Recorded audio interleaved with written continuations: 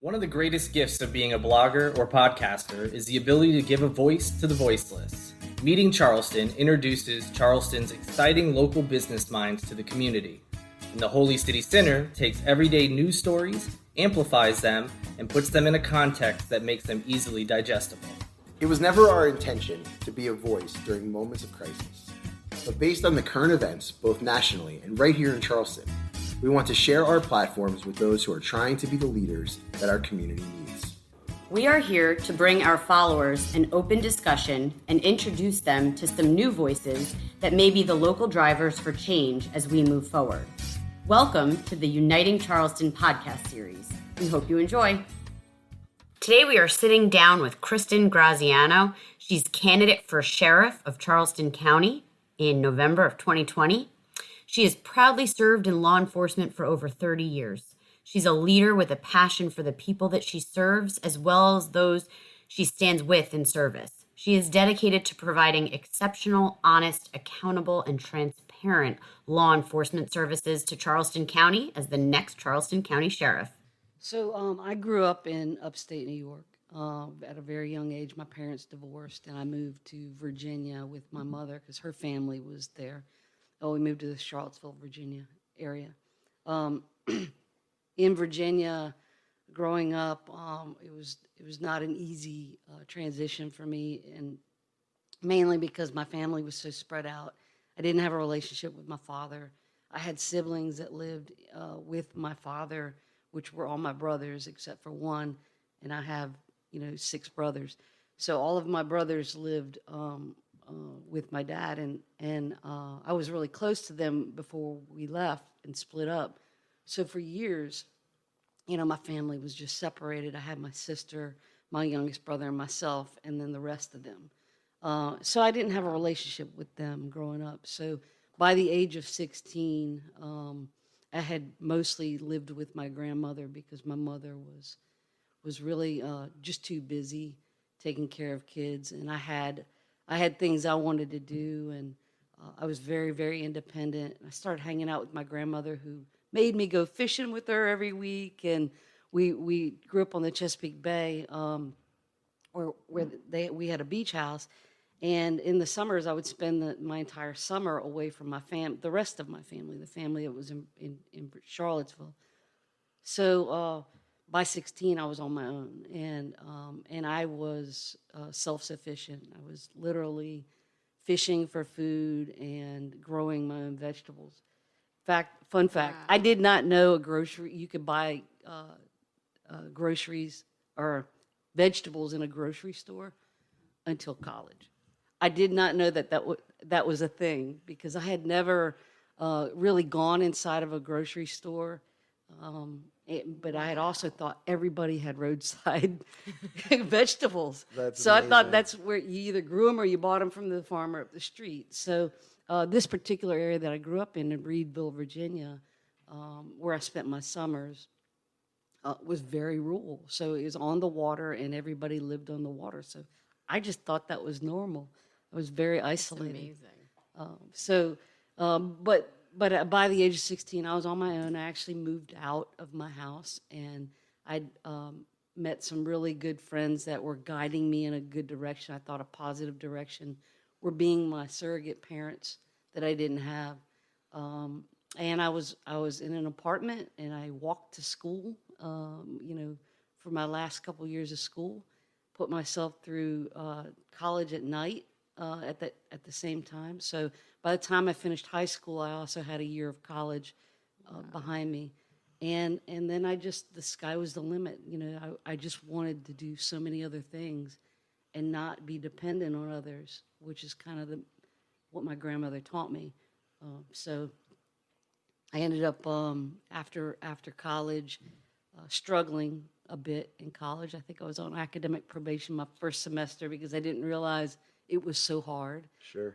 So I think I had a similar experience. Yeah, well, we won't talk about it. I mean, I'm not proud of it, but it was what I did. It was who part I of was. your story, yeah. And I really had to regain my focus after that. And at one point in college, I scrounged up enough money to go backpack through Europe and kind of do the things that nobody is, that I knew and my family had done, but I was going along with, friends that I met along the way. And I just got to see the world, and I just said there was more out there than what I had, and I had to make that way for myself. So I started investing in real estate. I bought my first house with $1.37 in my checking account. Honest, true story. Well, how did you pull that off, and where were you? In Virginia. So I had really good credit. I knew that was part of, being able to, open up doors for you later. And I didn't have a lot of money saved up. I mean, I saved some, but I also like to spend what I made, and I spent it on nice things that I wanted, material things that I thought I wanted. But I was also really frugal about how I spent it. And my grandmother always said, even if you're in your darkest days and you're dirt poor and you have nothing, make everybody think you look like and feel like $1 million. So that was just the way I carried myself. And I've slept in my car a few times. I've couch surfed with friends, but I always felt like and acted like I was worth $1 million. And so that, I think that attitude is, to me, it's laughable now, but that attitude is what carried me forward. And how did I do? I got a credit card. I got a credit card for I finally applied for a credit card. I had good credit, and I had a, $5,000 limit, and I had a bank account. And so I applied for this loan. They ran my credit check. After they ran my credit check, I took out $2,500, put it in the bank, left it there for 60 days, and used that for my down payment. So that's how I did it. You can't do that now because but the lending laws were different then. And I started to get involved in real estate. I started to learn about how to repair things. I love to destroy things. So the destruction aspect, if I found something that needed to be repaired, you went in there and did it yourself. I did it myself, and then I learned from people along the way how to do it, do things correctly, how to rebuild. So I just started learning that and enjoying it. Where were you living at that point? That's awesome. In Virginia, in Charlottesville. Okay, cool. Yeah. And then when did you transition to down here? All right, so I didn't move here till 2002 when I was offered a job at Charleston County, but I bought a house in 2001. I knew this is where I wanted to be. Eventually, I fell in love with the city when I first came here. I was telling Nicole, I came down here over Thanksgiving, and I stayed at the Round Holiday Inn. And I remember looking out that window going, this is it for me. This is Charlottesville on the water. I love this. Yes. And seeing the boats and growing up on boats all my life. My first driver's license was a boat. Okay. I mean, that's how I got to work. I wasn't old enough to go to the boat. I worked on charter boats. So I would drag my 14-foot Starcraft metal boat with my Ted Williams 7-horsepower motor and fight the waves to get off the beach and then get around to the river to go to the creek where the boat was docked. At the age of 8, I was doing that. So I knew how to get to work. It was not easy dragging a 14-foot Starcraft metal boat on the beach, but that's what I did. And so I grew up fighting the waves and getting around to the creek so I could get to work safely.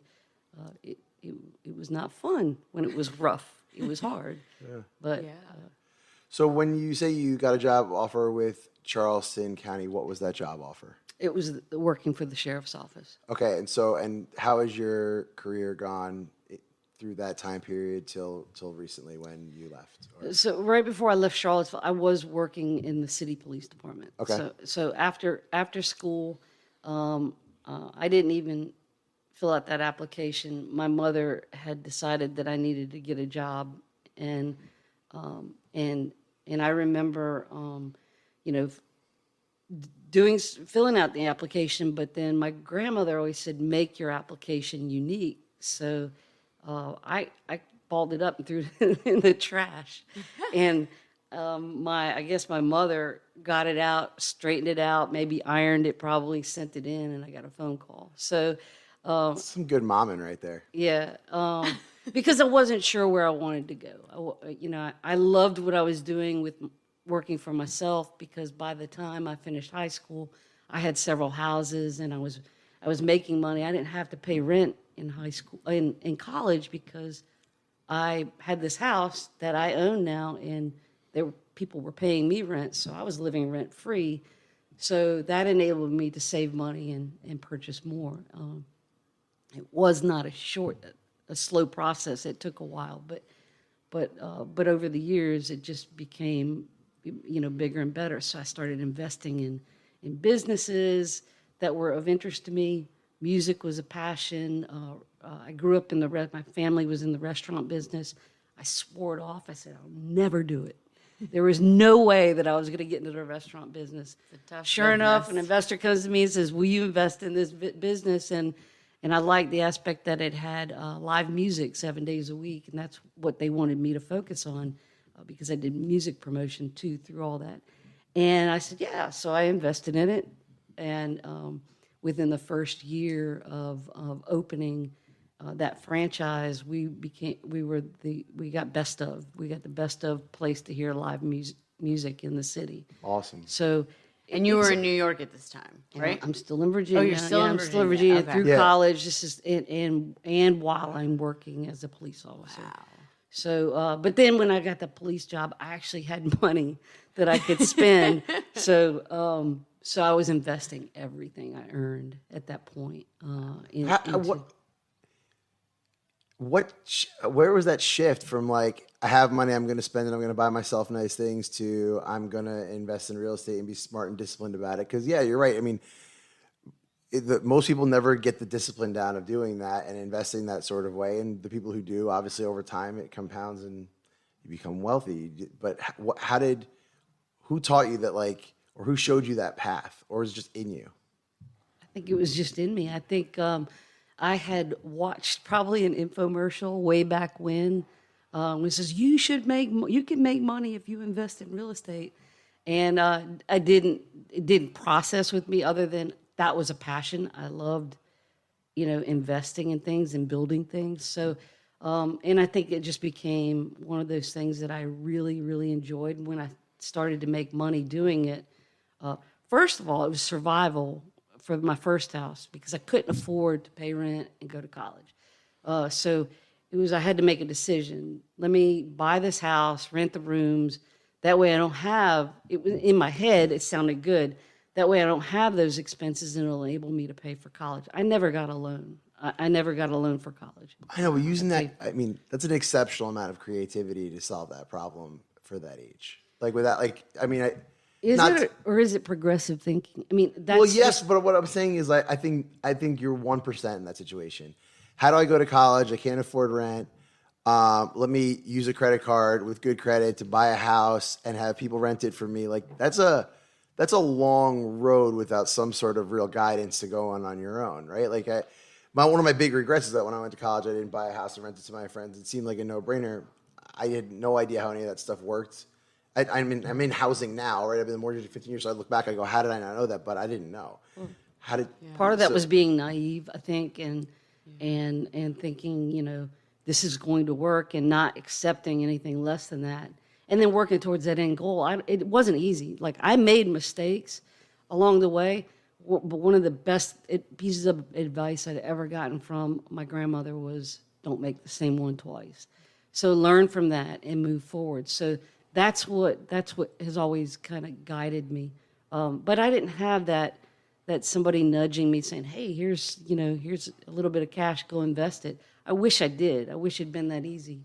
But what I did have were opportunities that enabled me to do that. And my second house that I bought, I didn't think I'd be able to get, and I bought it within 6 months. I didn't think I'd be able to get a loan.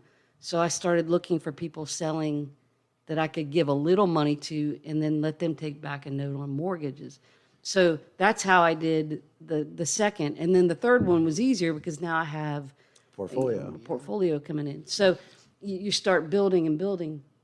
And I built up, and right before I moved here, I sold almost everything in Virginia, and that enabled me to pay cash for a place, and not have to worry about a huge mortgage or issues related to that, because I didn't know if I was going to move here full time. I wanted to; that was the end goal, but I really just didn't. I wasn't sure. Sure. So this was, going to be home at some point, but I didn't know it would happen within 6 months of buying a house. It was probably about 6 months from when I bought till I actually moved here. And so then you get here. What's your first job that you have here? Like job title? Deputy sheriff. Okay. Yeah, And that's the same job you've been doing this whole time? Yeah. So I was a police officer for about 14 years. Okay. Yeah. And so maybe my questions are, I don't know anything about like the hierarchical structure of, or how career advancement works and what you were doing to get to where you were. So I'm just, have we had different sheriffs over the time that you've been working in the sheriff's office here? Like, and is that something, or is it? No, what's so the it's story been here? the same sheriff. I was telling Nicole earlier, I interviewed with a couple different agencies here locally, and they just didn't. It didn't feel right for me, because I was coming from a pretty progressive city, and I loved where I worked. I loved my jobs, and it had to be the right fit. So when I came here and met folks in Charleston County, they actually called me. I did not know Charleston County Sheriff's Office was a thing. I mean, I was thinking police, Sure.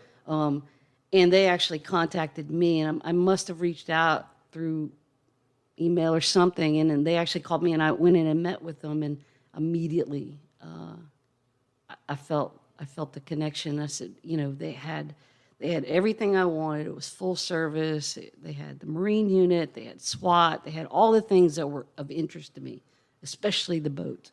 So that was the carrot that they dangled. So for people who don't know, and like where I come from, we don't have sheriffs, I don't think, that same way. What's the difference between that department and the regular police department? What are they responsible for? How does that work? So here it's similar. Most sheriff's office, probably where you came from, and I know New Jersey's probably a good example. Sheriffs are the civil process servers. They run the courts and the jails and the civil process end of law enforcement. The police do the actual criminal investigation, criminal aspect of it.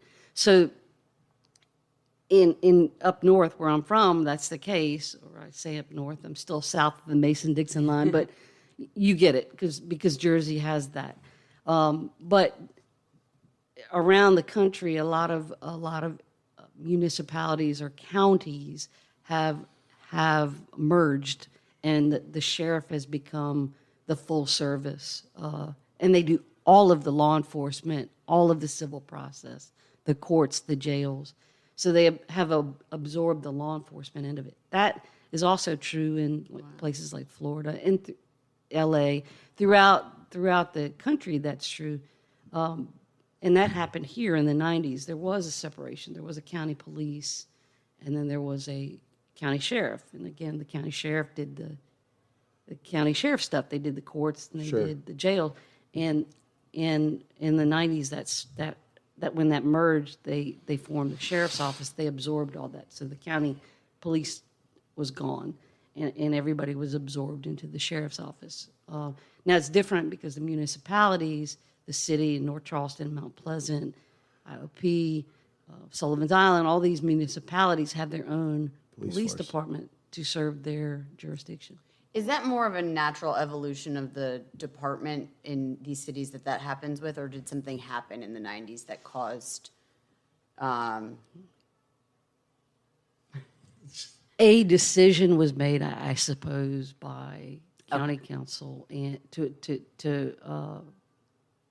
disband the police department and merge it into a sheriff's office. And that's where my boss ran for that position, and he won. And he's been there ever since. So how many years has he served? 32 years. And what was tell us why you decided to run. So, there were a lot of things. My life is a series of adventures. Okay, Sure. So this is just one of the adventures. I'm a risk taker, and I, in my heart, I had to do this. And what happened some series of things happened, but from 2014 to 2018 was like life changing for me. So, 2014, I was working, contemplating my career. Sure. Like I was no longer happy putting on a uniform. I was really enjoying working in the schools, and I got removed from the schools. And that sense of fulfillment, that joy that I felt not going to work every day in the school system was a difficult transition for me. So in 2014, I was working an off-duty job at the beach in Seabrook Island, and to make this very long, drawn-out story short, a man was drowning, and I went in the water, and I helped get him to shore.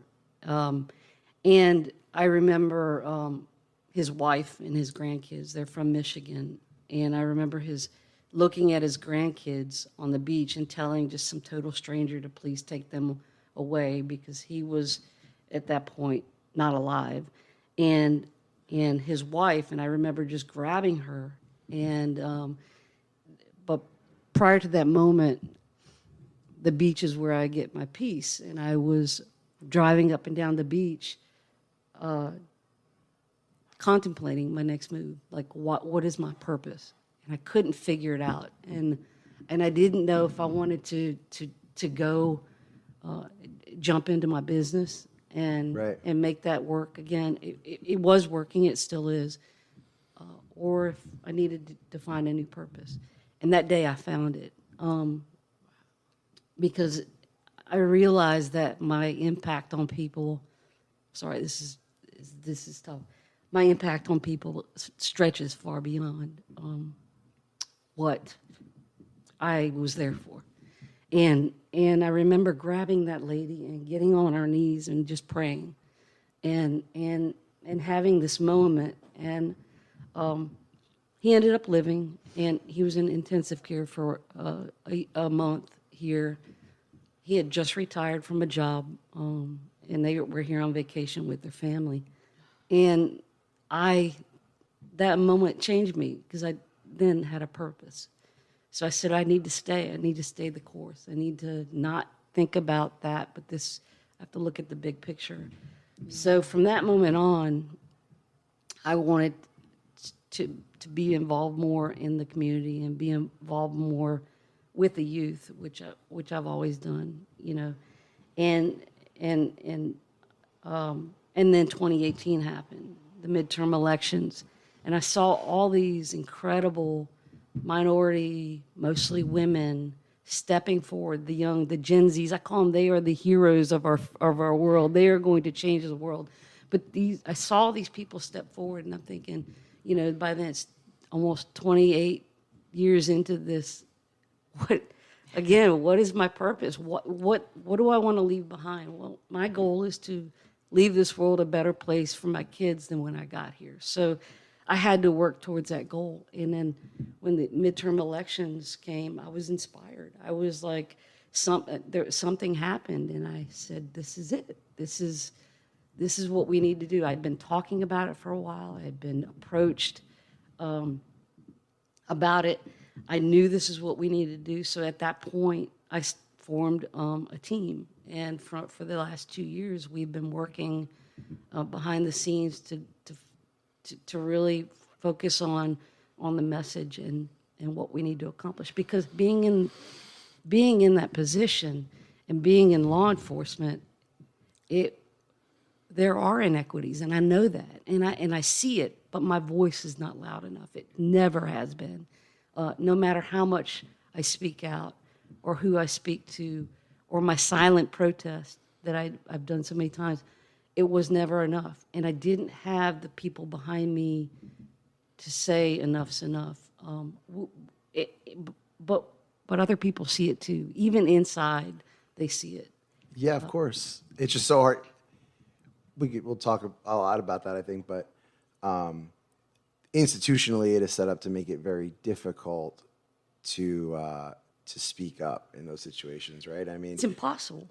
It's impossible because there is a real fear of retribution, and people have families to feed, and they have, I didn't get into this work going, I'm going to put on a uniform and go, show my behind and tell people how great I am. That's not why we get into it. We get into it because we really, the naiveness coming back out again, we really think we can change the world. Sure. We really want to do something in our community, and most of the people in that position do, and they really think that they're going to make a difference. And then you get in there and you go, Jesus, what was I thinking?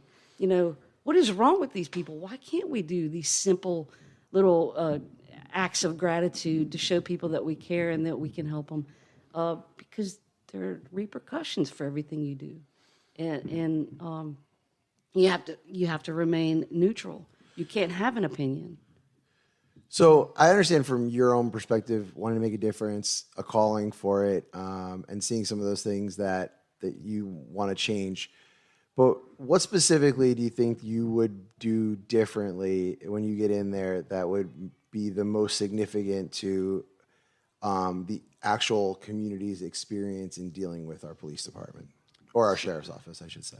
So I've always maintained from day one going publicly. The reason I'm not in uniform right now is because I publicly, not even stated, I just wrote that there are inequities and there's a lack of transparency and a lack of accountability in our profession, and that it wasn't fair, our practices weren't fair, and we needed to work to resolve that, and that's what I intend to do. I still maintain that. I know that my biggest challenge going in is going to be changing that organizational culture that exists. I can't do it by myself, and I can't do it without the people right now speaking loudly and not remaining silent with me to make that happen. Because my voice is never going to be big enough against an institution that has existed way before I became a police officer, but one that I have witnessed inequities, and if I spoke out, there were repercussions. So you have to be. It's this very fine line that you have to teeter and you have to walk. And I think about everything going on now.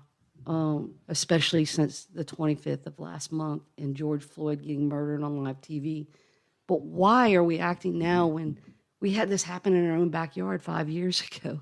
And we didn't do anything. One agency did. But we didn't do anything, and we kind of avoided the problem because in the past, it's always gone away. Eventually, the cries stop. Eventually, the crowd dies out, and eventually we go silent again.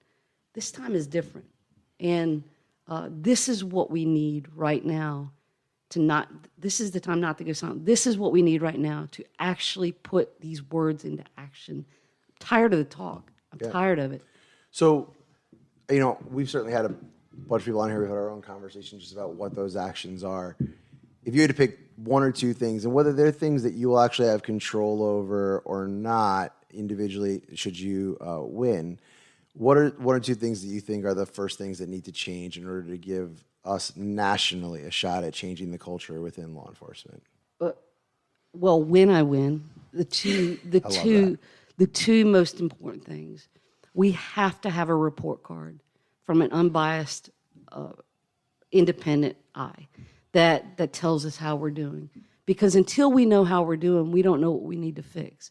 Nobody has ever reached out to the sheriff's office and said, go get a racial biased audit. They haven't done that because the sheriff doesn't answer to anybody except the voters.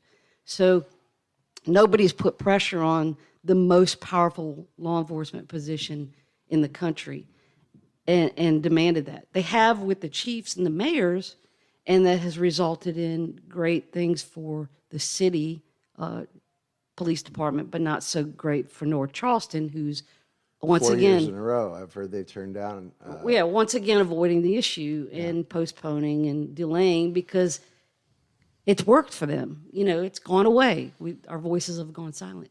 But nobody's asked the sheriff's office to do that. And I think that is the most practical and reasonable and necessary thing that we have to do is to figure out how we're doing and why we're doing it and how we're doing it. So when you win, first time we're doing this, we're getting Day one, we have got to get this done.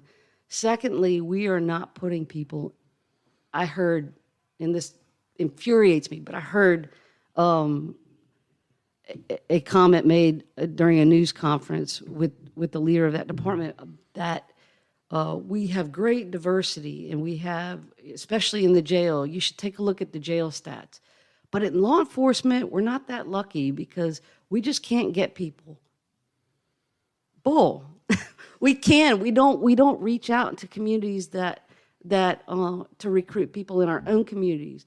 People asked me the other week, what is our greatest challenge in doing that? Well, we haven't tried, first and foremost, and then we put these things in place where these barriers in place where we're requiring them to have a degree. Well, some of our greatest advocates and some of our greatest people in the community don't have that chance to go get a degree, or they're working on it, but it's taking them longer. I was, one of those people. I worked on my degree as I was working, so I didn't have student debt. So we can't put these barriers up that don't allow us to bring people that are qualified, that want to do the work, that want to be a part of, that want to serve in a place that keeps them from serving. So we have to focus on creating a division of diversity that makes sure that we recruit, because I think that's where it's going to start. That's where the change is going to start. And that we bring people in that want to serve their community versus the people that have been there. So what is that going to entail? It's going to entail a lot of restructuring. We need to remove the layers at the top, because the layers at the top are insulating the elected official from being in touch with the people. And if we don't remove those layers and those barriers from the messaging getting out as to where we're going, instead of depending on 5 different voices in the community saying, hey, you should come work for us because I don't know, you look like you might be a good cop. We need to actually do it. We need to go into these communities, and we need to put people in the communities that are representative of those communities. People that can relate. They relate to the struggle, they relate to the issues, they relate to the culture. And once we do that, we start building those relationships back up, and we bring our community back into what we do, because we can't do it without them. Sure. And people don't, and the officers will tell you that we need their support. They don't want to go to work every day being hated because they're wearing a badge. They don't. They honestly, but they can't say anything. They're not allowed. So it's incredibly frustrating. So are there legislative things or things that can come down, from individual mayor's offices or from the sheriff's department where we can do something to incentivize, first of all, I this good and bad cop thing, I think, anytime we start to talk about good and bad, I think we're ignoring all of what's real, which is that there is a large spectrum here of people, and every one of them is probably doing what they think is right. I watched an interview recently with one of the leaders of the KKK where he's literally in the middle of saying racist things and then says, but I'm not a racist. I don't think anyone thinks they're racist. I don't think racism has to be intentional for it to be systemic and awful. So, but how do we make it so that the people who want to really make a difference here and clean things up and want to work with people that they trust to protect the community when they're out on the street, how do we incentivize those people or make it safe for them to say something? Is there something that we can do to make those people heroes as opposed to villains within their own departments? So yes, the answer to that is yes. We give them a voice. we give them an opportunity to state how they feel. Now, some of those statements, if they're offensive or they sound racist, it's easy to change somebody's mind. It's really easy to say, hey, if you say that again, you're fired. But it's really hard to change what really counts. And that's really how they feel inside their heart. So I have been working on throughout all the COVID and through these protests with youth individuals that I know have been targeted and have been arrested and or have had experiences in the criminal justice system that just are not reasonable for any person. It wouldn't happen. It honestly wouldn't happen if they were white. And I know that it exists. But listening to their stories and having those stories told to the people that are making those decisions, cops have an enormous amount of discretion. Enormous. We're bound by law on how we act and how we respond to somebody that maybe violates the law. But it doesn't say that we have to arrest them every time. We have an enormous amount of discretion to engage that person and try to resolve whatever is going on. And I think that when we start mandating counseling and mental health for cops, that helps. And we start mandating sort of, I don't know what it would call it, sensitivity type training, and bring these programs in where they have to sit with people that have been on the other side to see the damage that it's caused them.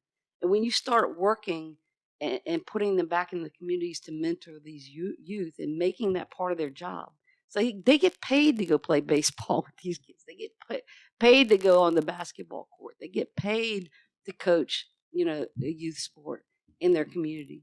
And if they're doing that, they're becoming a part of that community. And they're seeing and recognizing, I think, at that point that we're all in this together. We all want the same things. We all want safer communities. We all want to live in peace. And we all want to be treated equal. So, and I think until we're able to do that and really give them, empower them to go out and say, hey, this is your beat. This is where you're going to be working. I want you to go introduce yourself to everybody in there and see what they need from you, how you can help, get this program they're trying to do off the ground. Not just go to the schools and visit and display your toys so everyone can say, oh, we got to sit in a police car and turn the lights on. No, that's not enough. Get out of your vehicles, get off your laptops, get off your phones, and go meet people face to face. That's the only thing that's going to put them in touch with these communities. And the communities want that. They do. They don't want to fear the police. So what happened to you when you said you were running? When you announced that you were going to be a candidate for this job? Well, I never announced formally. But what happened was a phone call was made after a post was put on a website about my concerns over inequity and fairness and transparency and accountability. Those things are very important to me, and it's kind of like we're representing the community. We should be out there, and people need to know these are the things we're doing, and this is. We already know we're accountable. We already know as cops going into it that we're going to be held, our feet are going to be held to the fire. We have checks and balances in the legal system that are in place. So if we don't do what we're supposed to do, we're going to get in trouble. I wouldn't normally interrupt you, but my individual experiences, not that, by the way, I believe that is a small sample size. But even with like seeing instances where I was with cops who are friends and their own individual accountability, or the wives of cops, and I've seen those people treated very differently. You talk about your discretion and how those things are done.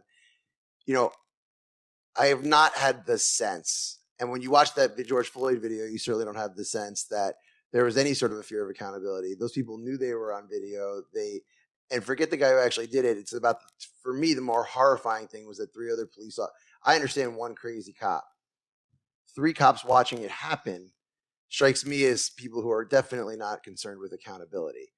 And so I challenge you on that, which is say, like, from my limited perspective, it would appear that whatever accountability is legally available to the community, or people are supposed to hold those law enforcement people accountable, is usually not being exercised, and people certainly are not living on day-to-day fear of it. And I don't know what the stats are, but it seems to me like it makes huge news when someone loses their job in one of these places because it's so uncommon, right? But we know these things of inequity are happening every day, but it doesn't seem like it's happening very often. But again, I have a limited perspective, so I guess that's a loaded question of just saying, like, am I completely wrong there? And and just sharing your thoughts on it, I guess. Yeah. So what you witnessed and what we all witnessed, and I can tell you the physical response that I had to that. I tried to kick my TV to kick the guy. I wanted to kick his teeth out. Most people would do that, and I'll tell you an experience I had locally not too long ago that kind of goes to the mindset. But so clearly that was a murder, and clearly people didn't act responsibly. And you're right. I think they knew they were being videotaped. You could see the people yelling at them, holding their phones up. It was just a horrible, horrible situation. I don't know why that mob that wanted to didn't stop it, but I do know because they didn't. Afraid. Because they're afraid. Because they're afraid. So that same fear exists within. When you have, and I say limited. Now these guys were rogue. This one guy at least was rogue. The other one was just inexcusably absent. He just didn't do anything. The other 2, I didn't see until later, but I didn't realize there were 2 other people on him on the other side of that car until much later. And I don't think a lot of us knew that. But that even infuriated me more because there was absolutely no reason for that to happen. But why was George Floyd on the ground to begin with? And I remember that a comment or statement came out in the report that when he was brought to the car peacefully, when he was walking and doing what he was supposed to do, he said something about being claustrophobic. And when he said he wasn't getting in that car, he had a real fear. They didn't listen. Yeah. So I had that very same experience in the Isle of Palms. At 3:00 one morning, it was a few months ago, actually, right before I was let go. I got called at 3:00 in the morning for somebody with a crisis, mental crisis, and I was on call that night. So I got up and I got there, and as soon as I get there, these very nice officers were talking to this guy who was obviously distraught. I'd learned they'd been there for a few hours. We have a mobile crisis unit through mental health that travels to the scene and actually evaluates them. And they were everybody had already been there. I was the last stop. They get the paperwork they need, and then I just come transport them as part of my duties. And I had that very same experience. First thing I asked was, does he know he's going to the hospital? The answer was no. So I'm thinking de-escalation. I got to be prepared to start talking this game to keep him at a level that we could maintain, that would be safe. But so immediately I called one of the younger officers over and I said, look, this is what we're going to do. And I told him what we were going to do. And I'm just going to put his arms in restraints on his waist so that he can't punch me. And then I'm going to walk him to the car and we're going to talk and we're going to keep engaging him and I'm going to tell him what's going on. I'm going to show him the paper. I don't want to elevate this because it had been going on for a while. So we get to the car and the waist chains went on. Everything was fine. He was a little hesitant, but he walked, and the officers, one on each arm, kind of forced him. I said, stop, stop. I grabbed his arm and just kind of arm in arm, we walked to my car. He got to my car and he said, I'm claustrophobic. And I said, well, I need take you here. I said, I can't help you anymore. You need help that's beyond my scope. I can't. I want you to get the help you need. And we had this conversation. The foot goes up on the side of the car, and then it's on. He is not getting in that car. So the two nice gentlemen that were with me start trying to force him, and I have to stop them and say, stop, this isn't going to work. And it takes, individuals like that to say, this isn't going to work anymore. The things that we want to accomplish, we need to think a different way. We need to do it a different way because this could go bad really quick.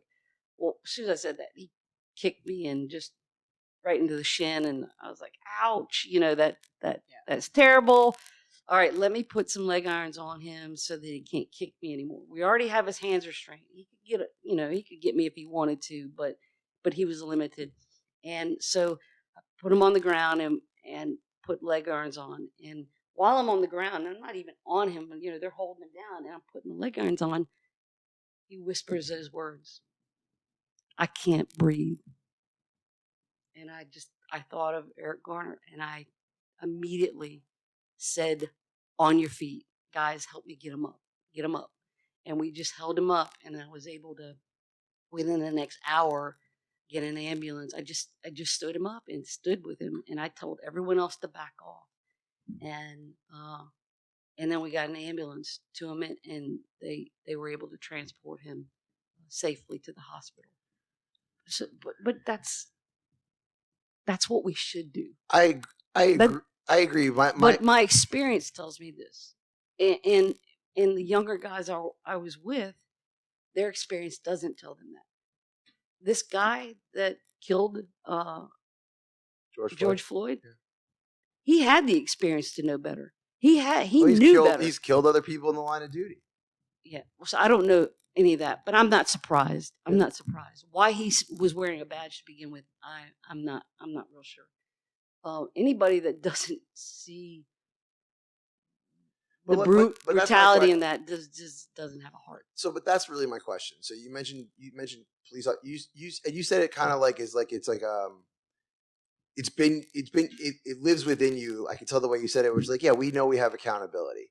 What I would argue is that I think that one of the things that people are most upset about is public perception, my individual experience.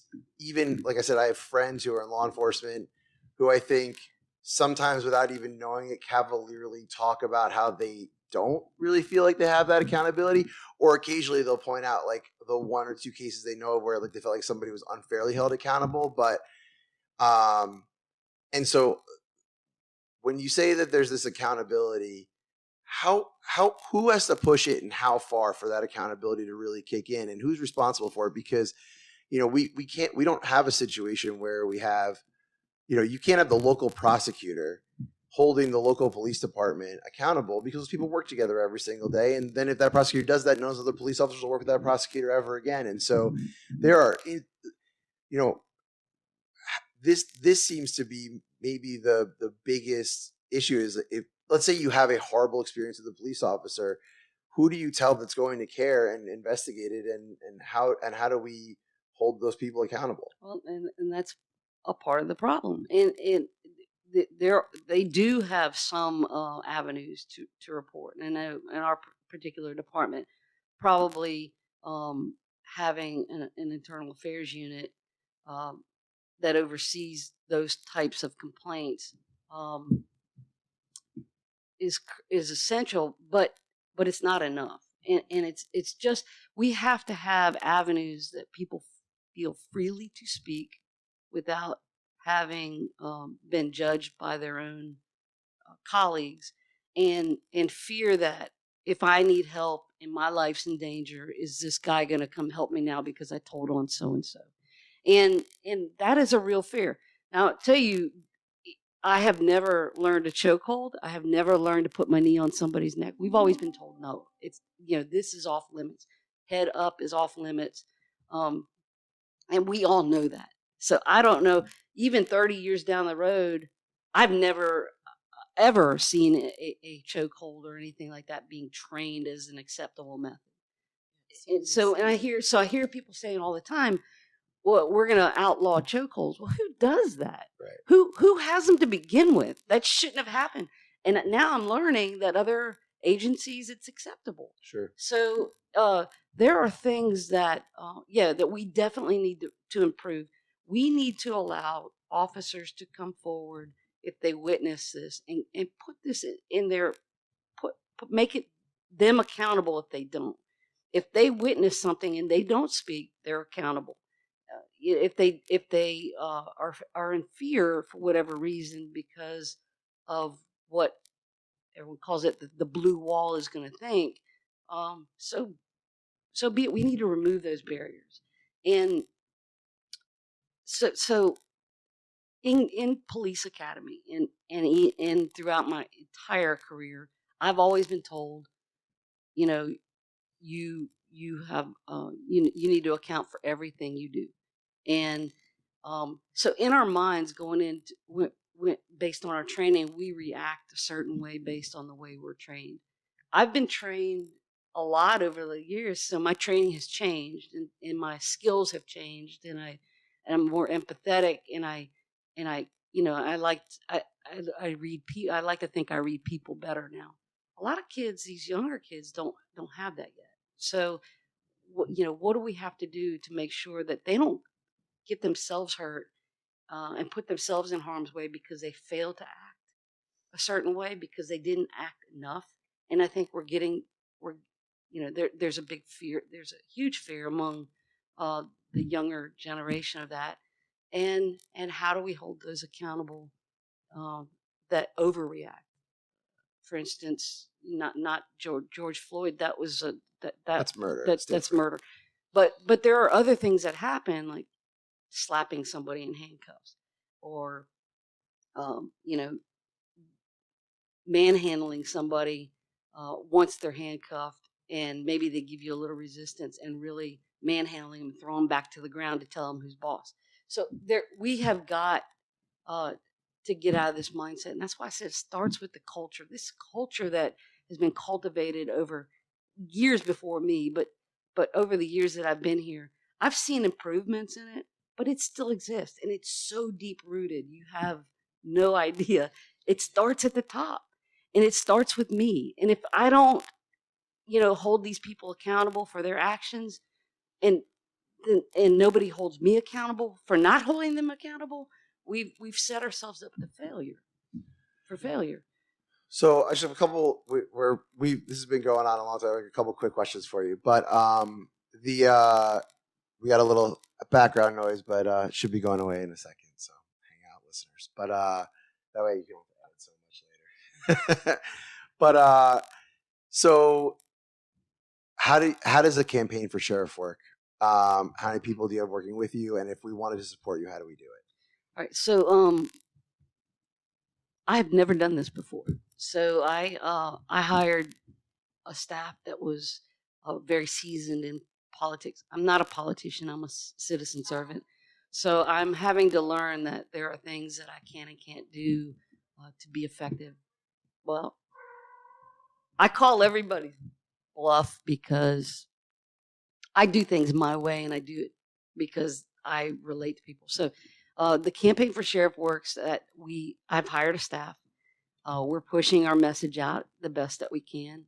I'm in the community. I have my finger on the pulse. I understand the issues, and I'm willing to look in the mirror and say that we're not always right and we need to fix things. To do this, we need money. So we have to raise money at a ridiculous rate, but we are doing it, and we need to keep that going so that message gets pushed out on every platform. So through COVID-19, I stopped asking. I couldn't, in good faith, do that, and I have been pretty much funding myself or not spending money to get these messages out, and having my team do the work. But as that changes and as people go back to work, we will start asking. So they log on to my website, KristinForSheriff2020.com. There's a place to read about my vision, my commitments to the community, and also to donate. And I would encourage anybody that wants to dive deeper into certain issues, they can send an email to my campaign, and we will set up we're doing kitchen roundtables right now virtually. That's awesome. So, just last month I did mixers. So we hosted a series of keeping our bartenders at work that were out of work. So they would fix their favorite drink, adult version, kid version, and people would come on, and the cost for a ticket was $20.20. That's awesome. So, but it was an hour of fun. We got to meet new people, got to meet our local bartenders and hear their stories about them being out of work, and they got to ask me questions, but more importantly, bringing the community back into what we do. So that's what we're doing now. I don't know that we'll ever get to what I don't know to be normal, because I've never done this before, but this is my normal, is getting out on social media and engaging as many people as possible. All right, cool. So we like to ask some fun questions here at the end. What are your favorite places in Charleston to go out to eat? So I love a new place called Spanglish. Okay, where's that at? And that's in West Ashley on St. Andrews Boulevard. It's right as you come across the bridge on the right. It's been 5 or 6 different restaurants since I've been here, but the food there's phenomenal, and it's authentic, and it's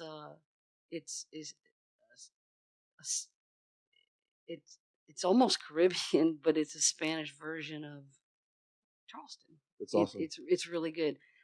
Environment's great. People are great. Local folks that used to work in other restaurants that, unfortunately, they opened up right before COVID. So I think they're doing well. I think I've seen, we've had carry out there. I love everywhere downtown. I'm a Salty Mike's kind of girl. Okay, cool. So if we catch you at the bar and we want to buy you a drink, what's your drink of choice? A Guinness. Awesome. All right, we'll do that. Well, do you have any other questions, Nicole? I don't. Thank you so much. Thank you so much. Good luck in your campaign. Thank and you again, so what was that website if people want to donate? It's KristinForSheriff2020.com. It's KRISTIN. Awesome. ForSheriff2020.com. Perfect. Good luck in your campaign, and maybe we'll have you back on after you win. Thank you, Mark. I Thank will you. win, and I'll be back. Awesome. Thank you so much. Thank you so much. Thank you so much. Thank you so much. Thank you so much.